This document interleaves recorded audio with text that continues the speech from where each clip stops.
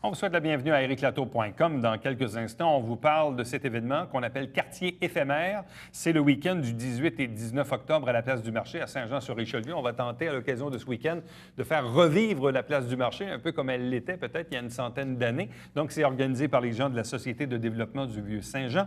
Mais d'abord, on vous parle d'un service aux entreprises qui existe depuis 20 ans, mais qui est fort méconnu, offert par la Commission scolaire des Hautes-Rivières, ici même à Saint-Jean-sur-Richelieu. Donc, on reçoit à l'instant les deux conseillers aux entreprises, soit Julie Fournier et Alain Ruet.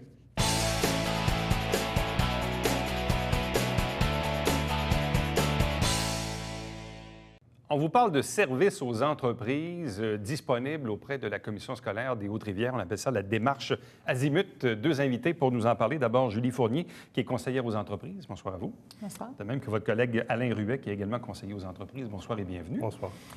Pourquoi on appelle ça la démarche Azimut? Bien, là, vous avez donné un peu le punch. Parce que la démarche Azimut, finalement, c'est l'aboutissement d'un service bonifié qu'on a apporté. Mais le vrai nom, c'est Azimut de l'entreprise. Et c'était un brainstorming qu'on a fait là, pour découvrir un peu où est-ce qu'on voulait situer pour répondre à des besoins bien précis. Et puis Azimut, finalement, est vraiment le mot qu'on a trouvé avec le dessin du Z. Vous l'avez sur le logo. Je ne sais pas si les spectateurs ont accès, là, mais c'est vraiment en lien un peu avec notre intervention qui est au milieu de deux flèches, dont un point de départ, où est-ce que l'entreprise débute et où est-ce qu'elle veut s'en aller. Nous, on va l'aider à arriver à ce résultat-là. Donc, finalement, le Z est notre dessin d'intervention. Est-ce que ça fait longtemps que la Commission scolaire des Hautes-Rivières, prenons cet exemple-ci, a des conseillers aux entreprises? Est-ce que ça fait longtemps que ça existe? M. Ruet?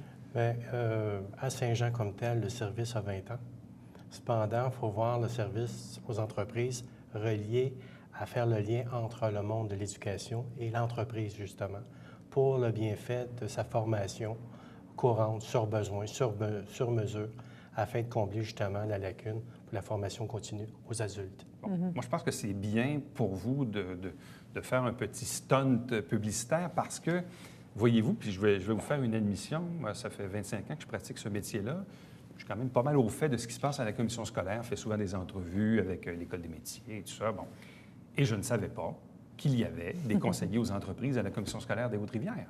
À notre grande surprise, Bien, d'ailleurs. je l'ai appris quand on nous a offert cette entrevue. J'ai fait comment? Il y a des conseillers aux entreprises. J'ai dit, ça doit être nouveau. Et là, comme de fait, j'ai vu que ça faisait 20 ans que ça existait, mais je vous ai quand même posé la question. Là, je vois évidemment, bon, vous avez revampé l'image, nouvelle démarche et tout ça, service bonifié. Mais c'est un service qui est méconnu. Oui, puis vous n'êtes pas le seul, je vous rassure. Souvent, quand on fait... Vous travaillez dans l'ombre, c'est ça? En fait, c'est souvent qu'on est deux personnes. Anciennement, il y avait deux autres personnes aussi qui sont parties à la retraite. On est une nouvelle équipe depuis décembre dernier. Mais finalement, lorsqu'on fait des représentations publiques, les gens sont vraiment surpris, le monde d'affaires, de savoir qu'il y a des conseillers aux entreprises pour leurs besoins de main-d'œuvre au niveau du développement des compétences de leur main-d'œuvre. Donc, c'est sûr qu'à deux personnes, on répond aux besoins au fur et à mesure, mais il y a peu de temps, justement, pour faire de la représentation.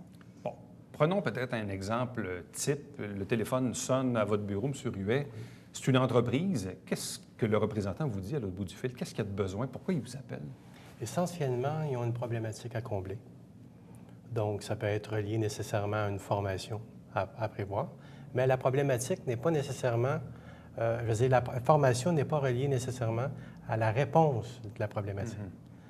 Donc, souvent, ça peut être simplement le fait d'aller sur place, faire un diagnostic, une étude du besoin, pour pouvoir arriver avec une approche bien adaptée aux besoins de la clientèle, pour arriver à une action corrective valable et durable. En quoi la commission scolaire peut-elle aider ces gens-là? Peut-elle aider ces entreprises-là? Bon, ici, oui, là, je pense qu'à l'École des métiers, on a quoi avec la polyvalence? C'est 22, 23 métiers à peu près qu'on donne en formation. On a 21 formations professionnelles. 21 formations professionnelles, mais si parfois l'entreprise X a besoin d'un service Y, mais qu'on ne l'a pas, nous ici, vous faites quoi à ce moment-là? Alors, c'est du sur-mesure. On a la chance de travailler avec un éventail de spécialistes de ressources humaines qui sont vraiment ciblés dans des secteurs très précis. Bien entendu qu'au départ, on essaie de desservir nos DEP. Alors, dans la formation professionnelle, on a accès à plusieurs programmes, à plusieurs approches pédagogiques, à plusieurs ressources. Donc, on essaie déjà de desservir ça. Mais dès qu'il y a un besoin qui est en surplus, on fait vraiment du sur-mesure en lien avec les ressources qu'on a là, dans nos répertoires. Est-ce que ça veut dire donner même de la formation aux employés des entreprises visées ou ça vise plus du recrutement ou de la relève? On est vraiment dans le développement de compétences professionnelles. Donc, notre champ d'action, c'est tout ce qui est au niveau de la formation professionnelle, donc la main-d'œuvre qui est sur le plancher, qui est en production. C'est vraiment la clientèle cible pour les aider à développer leurs compétences professionnelles. Donc, c'est de développer les compétences des employés actuels. Tout à fait. On prépare aussi la relève s'il y a un besoin, parce qu'on sait que c'est beaucoup les changements organisationnels qui font en sorte que le téléphone va sonner, parce que, bon, on vit un changement organisationnel, puis il faut le préparer. De là, la démarche Azimut, on est dans la préparation là, pour les aider. Mais c'est sûr que c'est en lien directement avec la planification, exemple, d'une relève ou une expansion de nouveaux marchés. Ça va amener des méthodes de travail différentes, ça va amener un sainement de tâches différents aussi. Vous parliez tantôt qu'au niveau du réflexe d'appeler le service aux entreprises, ça venait davantage au niveau des moyennes entreprises. Ouais. La PME est plus réservée à ce niveau-là, peut-être par sa méconnaissance, mais surtout dû au fait que ce n'est pas applicable pour nous. Ouais. Au contraire, on est davantage pour eux parce qu'eux, ils n'ont pas les bases, souvent, de services de ressources humaines. Ils ont plusieurs chapeaux à porter, plusieurs dossiers à voir. Les ressources sont manquantes. Donc, c'est notre mandat, justement, de les appuyer dans leur démarche à eux. Donc, le cas type d'une entreprise qui vous appelle, voici, je ne sais pas, moi, je fais une petite ou moyenne entreprise, j'ai 50 employés, mon objectif, c'est d'aller vers là. Je me rends compte que mes employés actuellement sont peut-être un peu restreints ou manquent de formation dans tel ou tel domaine. En quoi pouvez-vous m'aider? Oui, tout à fait. C'est ça, là. Tout à fait. Puis là, après ça, vous êtes capable de bâtir sur mesure des formations qui vont s'adresser à leurs employés. Tout à fait. Ça. Oui. Par l'étude du contexte, évidemment, d'où la personnalisation du service dans l'entreprise. Et on ne décide pas pour l'entreprise. On leur fait une proposition, des recommandations, mais a priori, c'est de faire un audit sur place, une vérification pour les aider dans la décision, justement, des actions à faire dans l'avenir. Bon, comme c'est un service qui émane de la Commission scolaire des Hautes-Rivières pour l'entreprise qui en bénéficie, est-ce que c'est un service qui, forcément, bien, il y a peut-être des frais de rattaché à ça, mais est-ce que c'est quand même, à la base, subventionné par les subsides du ministère de l'Éducation? Pas du tout. Ou c'est autofinancé à 100 Oui, c'est autofinancé. La beauté, par exemple, c'est qu'on les aide à valider tout ce qui est d'aide financière qu'ils peuvent recevoir, justement, dans la qualification de leur main-d'œuvre. Donc, on monte les dossiers pour eux.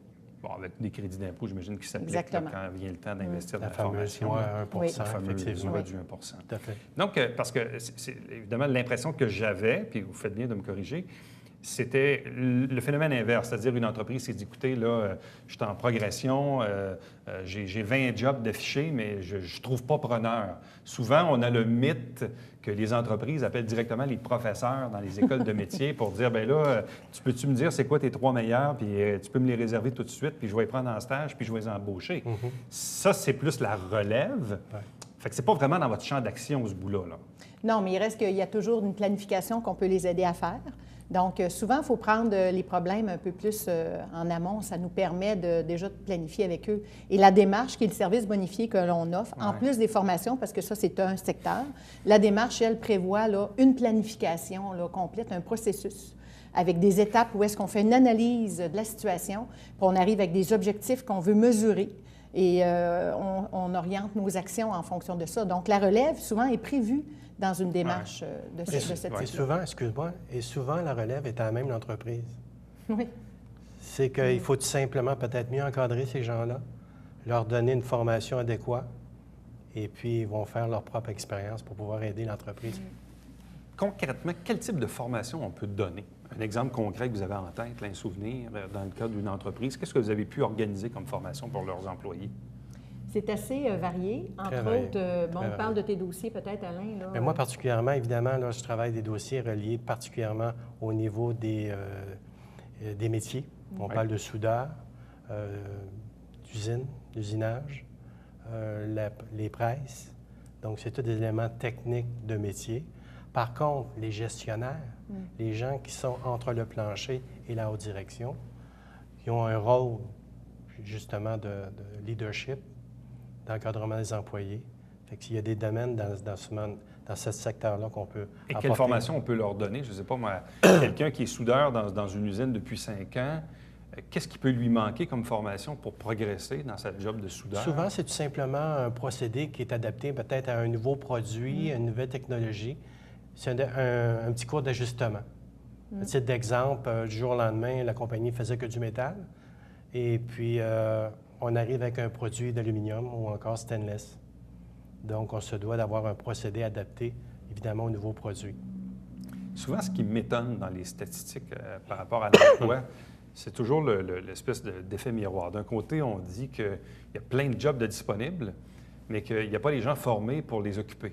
C'est comme une espèce de non-sens. Tu dis pourtant, il y a plein de monde sur le chômage. Et ça, j'ai toujours de la difficulté à comprendre cette réalité-là. Comment peut-on avoir d'un côté des emplois disponibles puis du monde au chômage, mais on dit que finalement, c'est parce qu'il n'y a pas de monde de formé pour les prendre. Puis on parle de qualification. Hein? De qualification. Alors, on parle vraiment de spécialisation dans un champ précis. Alors, c'est souvent là qu'on s'aperçoit qu'il y a vraiment une différence par rapport aux besoins. Il y a aussi la distribution, évidemment, de la population d'un territoire à l'autre. Je m'explique. Il peut y avoir une quantité énorme en Gaspésie de soudeurs, tandis qu'on en manque ici. Ouais. Donc, la ressource est disponible, mais elle est très loin du lieu. Dans une année courante, vous pouvez faire, je ne sais pas si vous avez des statistiques, mais combien d'interventions, combien de formations vous pouvez donner ou organiser dans une année par rapport à votre service de conseil? Ah, plusieurs. Quand on se met à regarder vraiment notre rapport, puis tantôt, je voulais bonifier en vous disant qu'il y a des services aux individus aussi. Ouais. Moi, je m'occupe aussi de ce volet-là quand même beaucoup. On part, entre autres, une formation, un AEP, une attestation d'études professionnelles, qui est un demi-DEP, comme opérateur de machines d'usinage. Alors ça, c'est fait en collaboration avec Emploi Québec. Au niveau des économistes, il y a un besoin précis qui ressort dans la région et on a une commande d'Emploi Québec pour partir d'une formation sur mesure en lien directement avec les besoins précis. Alors là, voyez-vous, ça débute le 20 octobre. Fait que ça, c'est des formations qui s'ajoutent au service par rapport à ce qu'on peut faire aussi au niveau des Je n'ai pas les derniers chiffres, mais les interventions sont très partagées, comme tu parlais, au niveau des interventions individuelles, mais au niveau des entreprises, il y en a énormément. Au niveau des organismes, il peut y en avoir aussi.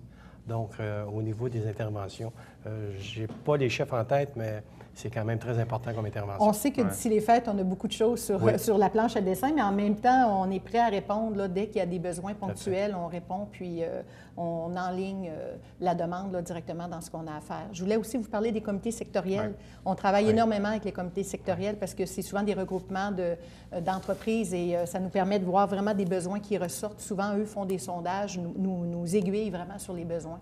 Alors, c'est vraiment des partenaires intéressants. Donc, le message qu'on passe, donc si vous êtes un dirigeant d'entreprise, eh bien, sachez qu'ici, à Saint-Jean-sur-Richelieu, la Commission scolaire des Hautes-Rivières vous offre un service de conseil aux entreprises, stratégie, conseil, formation. On appelle ça Azimut.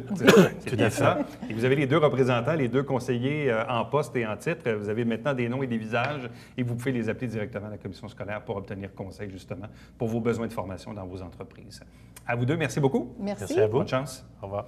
Reste avec nous puisqu'au retour, on vous parle de cet événement qui se tient les 18 et 19 octobre à la place du marché. L'événement s'appelle Quartier éphémère.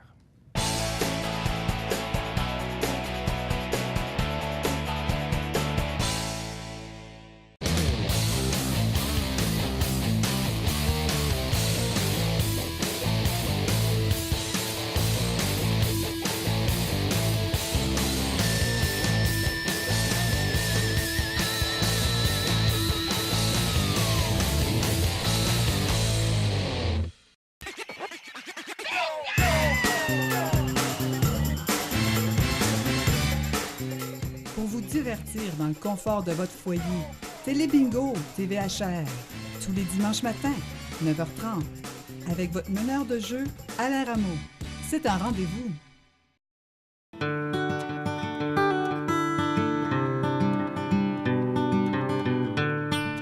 Coulisses Bêta, version 3.0, de retour cet automne.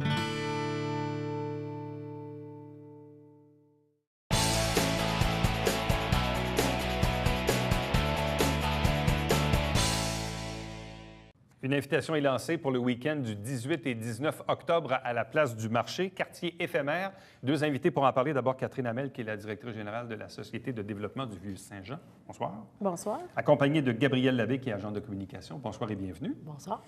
Qu'est-ce que c'est le quartier éphémère? Qu'est-ce que c'est le quartier éphémère? Le quartier éphémère, c'est un projet qu'on a monté basé sur un concept principalement américain qui s'appelle les Better Block Project. Donc, le quartier éphémère, c'est une traduction, si on veut, francophone, québécoise. Et c'est la première édition au Québec, au Canada. Donc, le Better Block Project, c'est de prendre un endroit dans une ville, un endroit qui est désaffecté, un endroit qui a été oublié ou qui est dans lequel il ne se passe plus rien, puis d'en faire l'espace d'un instant. Donc, un week-end, une journée, une fin de semaine, une semaine, d'en faire un endroit, de le réanimer et puis d'y donner un second souffle. Donc, d'implanter des petits commerces temporaires, d'animer, faire des activités pour vraiment redonner une vie à cet endroit-là. Comment l'idée est venue? Ça vient d'où? L'idée, c'est quelqu'un sur notre conseil d'administration qui voyage beaucoup, puis qui avait entendu parler de projets comme ça, puis qui se gardait informé sur ce qui se passe ailleurs dans le monde. Et puis, c'est un projet qu'il avait vu à quelques endroits, puis il a dit, il me semble que pour le Vieux-Saint-Jean, il y aurait un lien à faire. Et de là, l'idée est venue. Bon, parce que souvent, quand on parle de la place du marché, tout de suite, l'image qu'on a, c'est le samedi matin avec les maraîchers dans le pourtour du musée. Tout à fait. Mais en même temps, la place du marché, pardon, c'est pas juste ça. C'est aussi toute l'autre portion entre Jacques-Cartier et Champlain qui, dans une autre vie, quand on regarde même les photos, et on voyait l'abreuvoir pour les chevaux, avait une toute autre dynamique. Effectivement. Et ça fait longtemps qu'on n'a pas vécu ça, qu'on n'a pas réanimé la place du marché. Effectivement. Et l'idée de choisir cet emplacement-là est venue du fait qu'il y a une certaine réalité physique qui favorise ce genre de projet-là. Donc, nous, dans le mandat de la Société de développement, c'est vraiment dynamiser le centre-ville. Donc, bien sûr, sur la rue Richelieu, par exemple, il y a plusieurs locaux qui sont alloués. Il y aurait plein d'endroits dans le Vieux-Saint-Jean, mais cet endroit-là a été sélectionné parce que il y a un certain potentiel et on bénéficie justement, vous l'avez dit, le marché public qui est présent, qui amène un certain achalandage. Donc, ces gens-là, on peut leur amener à faire vivre autre chose puis bonifier leur expérience de marché. Bon. Une fois qu'on a dit qu'on veut faire ça, on l'organise de quelle façon, Gabrielle? Bien, en fait, on a travaillé fort sur la programmation. On a une programmation qui est très variée, qui s'adresse vraiment à toute la famille, autant du côté artistique que le côté familial. D'ailleurs, on met l'emphase beaucoup sur la famille. On a un atelier de décoration de citrouille le dimanche après-midi. On a un cinéma en plein air qui est très populaire l'été, donc on tente le coup l'automne aussi le dimanche soir. Mais on a aussi des activités plus ouvertes à tous, comme une soirée de danse le samedi. Donc vraiment, on touche à tout là, dans la programmation. Puis c'est très complet. Toute la journée, il va y avoir de l'activité sur la place du marché, de la musique, de l'animation. Des petits commerces, des kiosques à visiter. Il va y avoir de l'animation sous la marquise du marché public, autant le samedi que le dimanche. Donc, vraiment, ça va être très vivant, la place du marché, pendant toute la fin de semaine. Bon.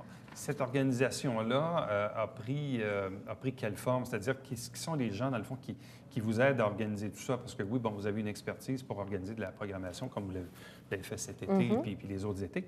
Il y a les maraîchers là, qui sont en haut, mais qui vient collaborer au projet pour que ça fonctionne? Dès le départ, de la façon qu'on a fonctionné, on a envoyé un appel à tous. Donc, on a envoyé un communiqué pour parler du projet en tant que tel, mais de façon assez vague, pour voir si, dans l'entourage, dans le Vieux-Saint-Jean, s'il y a déjà des...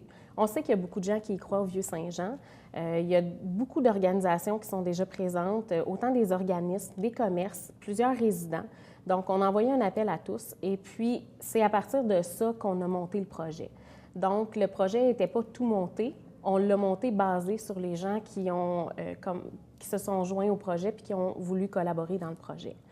Ça serait difficile de vous nommer qui est impliqué parce qu'on a quand même plusieurs personnes. On a plus de 20 organisations qui sont facilement plus d'une vingtaine d'organisations qui sont impliquées. Puis on est très heureuse aussi de la réponse autour de la place du marché de la part des commerçants, des organismes qui sont présents, puis même des résidents. On a des résidents qui nous ont ouvert leurs portes puis qui nous ont dit venez chez nous, utilisez notre cuisine, utilisez notre salle de bain. Donc vraiment une belle ouverture de la part des gens. Je pense que les gens veulent que la place du marché revive, ils veulent que la place du marché retrouve son lustre d'antan. Fait que je pense que c'est vraiment quelque chose qui a appelé les gens à participer. Là. Si on y va en ordre chronologique, donc ça commence le samedi 18, à quelle heure? Ça commence dès 9 h, les activités.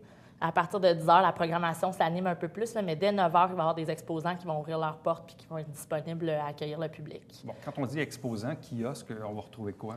Dans la place du marché, on l'a dit, il y a le marché public. Donc, Oui. on disait 9 h pour ce qui est de la programmation, mais bien sûr, souvent, le marché commence plus tôt.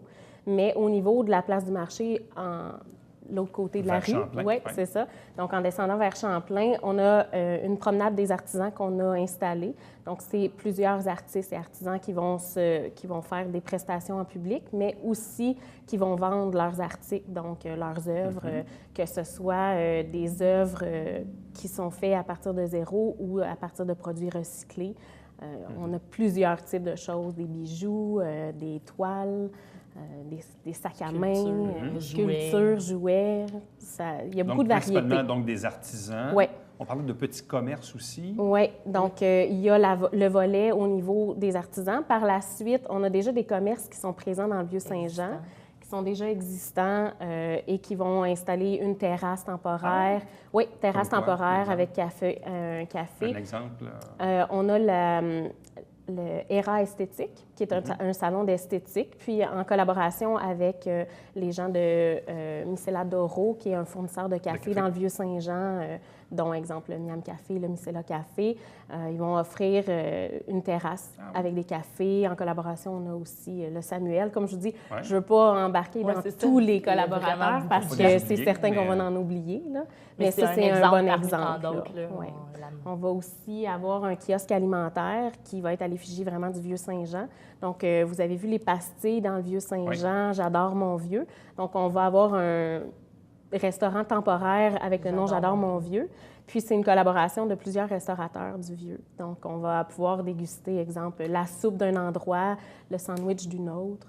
Donc, ça commence le samedi matin, ça dure toute la journée, puis même en soirée, Oui, c'est en ça? soirée, il y a une soirée de danse, comme je disais tout à l'heure. En Donc, plein ça air, se termine ça? sous la marquise du marché public. Donc, beau temps, mauvais temps, là, s'il pleut, on est quand même à l'abri. Vous n'avez pas un cinéma en plein air aussi? Le cinéma en plein air, c'est le dimanche, à la fin de la journée. Puis ça permet aussi de démonter, pour nous, ça nous permet de démonter le site en toute discrétion. Après ça, le dimanche, ça reprend en matinée, c'est ça? En matinée, un petit peu plus tard le dimanche, on a mis ça à 11 h pour permettre aux exposants d'arriver un petit peu plus tard cette journée-là, puisqu'ils vont avoir une longue Est-ce que les maraîchers vont être là également le dimanche? Non, le Cette dimanche, année, je vais laisser Catherine répondre. Les maraîchers ne sont pas là le dimanche, mais on a troqué le marché public pour un marché de bouquins. Donc, c'est le jardin des bouquins. On va avoir des auteurs qui vont être là le dimanche sous la marquise, puis qui vont être là avec leurs œuvres et qui vont échanger avec le public. Donc, au lieu des producteurs, c'est des auteurs, puis au lieu des légumes, ça va être des livres. Ça va être des livres. Oui, Et là, donc, ça se poursuit tout le dimanche après-midi, jusqu'en soirée, où là, vous avez un cinéma en plein air. À partir de 18 h, il va y avoir un film qui va être présenté sous la marquise à la thématique Halloween. Donc, voilà, on invite les gens à être là. Donc, on comprend, quand on dit tout ça, que la place du marché va être fermée à la circulation automobile. Oui. Tout à fait. C'est principalement vraiment la section place du marché. Donc, la rue Jacques-Cartier va être accessible. Donc, la rue Jacques-Cartier, la circulation Continue d'être demeure accessible. ouverte. Champlain aussi? Champlain reste à confirmer, mais on essaie de limiter le moins la circulation parce que c'est un petit peu ça aussi l'essence d'un Better Block Project, c'est que la circulation soit là, c'est de profiter de l'achalandage puis que les gens voient qu'il se passe quelque chose dans leur Vieux-Saint-Jean. Puis on a aussi le défi des véhicules électriques qui va passer par chez nous, la parade des véhicules électriques qui va passer près du quartier éphémère. Donc, on ne voulait pas leur bloquer le chemin, on voulait vraiment leur permettre de voir puis venir visiter, le quartier éphémère puis venir le visiter. On parle de quoi, 500 véhicules à peu près? On attend 500 véhicules. 500 véhicules électriques là, qui vont être ça, c'est le samedi? Oui, exact, le 18. Samedi. Bon. Si on revient rapidement sur l'été, là, qui est pas mal terminé, on voit qu'il fait beaucoup plus noir maintenant, mais donc principalement, la Société a encore une fois organisé des spectacles, notamment ici sur la place publique. Est-ce que vous êtes relativement satisfait du temps, de la température, de l'achalandage, des spectacles que vous avez eus un peu partout dans le centre-ville? Oui, on est très satisfait de l'édition 2014. Cette année, on a rejoint près de 10 000 visiteurs dans le centre-ville pour assister aux spectacles, aux différentes prestations. Ensuite, au niveau des spectacles en tant que tels, on a augmenté d'environ 25 le nombre de prestations. Côté température, c'est sûr que depuis 2 ans, la température est très variable. Donc, on doit prendre des décisions à la dernière minute parce qu'on peut passer d'un super soleil à un orage. C'est très variable, mais on est quand même satisfait de ce qu'on a pu produire. On n'a pas dû annuler trop de prestations. C'était quoi, dans le fond, le spectacle le plus populaire? Le plus populaire? Bien, Je dirais pas en termes de spectacle. Les activités les plus populaires cette année ont été principalement les samedis soirs, donc avec le cinéma plein air. Donc, c'est ce qui a connu, c'est l'activité qui a connu le plus d'achalandage. Et on a aussi les sacrées soirées, donc qui était une soirée d'improvisation sur la place publique qui a eu quand même une belle... Est-ce qu'il y a eu un artiste ou un groupe en particulier qui a attiré beaucoup aussi? On avait quand même une bonne moyenne cette année, comparativement, exemple, aux années passées, où parfois on a eu des spectacles qui ont attiré près de 1000 personnes. Cette année, on n'a pas eu de spectacle comme ça, mais par contre, on a eu quelque chose qui était régulier. Donc, notre série des mercredis soirs avait toujours entre 250 et 300 personnes, ce qui est quand même très intéressant. Je suis passé quelques dimanches après-midi. Je ne me rappelle pas qui était sur scène, mais on voyait que la place publique était bien remplie. Oui, cette année, on a bien réussi à rejoindre les gens. L'événement de lancement qui a eu lieu, certains nous a beaucoup aidés donc à communiquer notre programmation. Puis les gens sont revenus tout au courant de l'été. Donc, quartier éphémère, week-end du 18-19 octobre sur la place du marché à Saint-Jean-sur-Richelieu. Donc, le rendez-vous est lancé. Merci beaucoup. Bonne chance. Merci. Reste avec nous au retour. On vous présente le Bavière quotidien.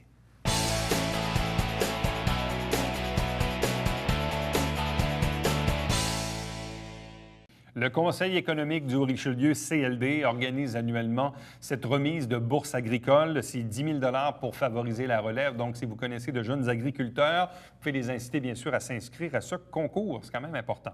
À chaque semaine, on vous présente l'émission Saint-Jean-sur-Richelieu qui résume les travaux du Conseil de ville. Donc, le premier et le troisième lundi du mois, on fait la captation du Conseil, qu'on vous résume ensuite en 2 émissions, diffusées les mercredis suivants. Vous avez la grille horaire à l'écran.